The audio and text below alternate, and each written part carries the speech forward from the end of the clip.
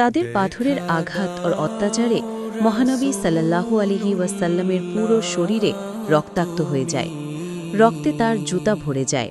তাদের এই অত্যাচারে রাসূলুল্লাহ সাল্লাল্লাহু আলাইহি ওয়াসাল্লাম মাটিতে বসে পড়েন। এ সময় তিনি তাদের জন্য আল্লাহ তাআলার কাছে দোয়া করেন। দোয়ায় তিনি বলেন, আল্লাহুম্মা ইলাইকা আশকু দাফা কুবতি ওয়া কিল্লাতা হিলাতি ওয়া হাওয়ানি আলান নাসি ইয়া আরহামার রাহিমিন আনতা রাব্বুল মুস্তাদাফিনা ওয়া আনতা রাব্বাই ইলা মান তাকিলানি ইলা বাঈদিন ইয়াতাজাহামুনি আও ইলা আদুবিন। হে আল্লাহ, আমি তোমার কাছে স্বীয় দুর্বলতা, আমার কলাকৌশলের স্বল্পতা এবং মানুষের কাছে আমার মূল্যহীনতার অভিযোগ করছি।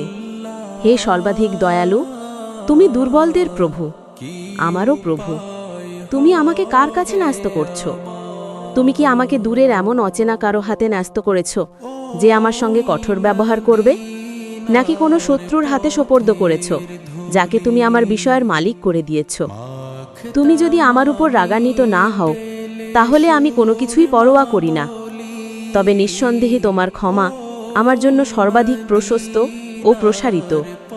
আমি তোমার সেই চেহারার আলোর আশ্রয় চাই যা দ্বারা অন্ধকার দূরীভূত হয়ে যায় এবং যা দ্বারা দুনিয়া ও আখিরাতের সকল বিষয় সংশোধন হয়। এই কথার মাধ্যমে আমার উপর তোমার ক্রোধ নেমে আসা হতে অথবা আমার উপর তোমার অসন্তুষ্টি নাজিল হওয়া থেকে তোমার আশ্রয় চাই।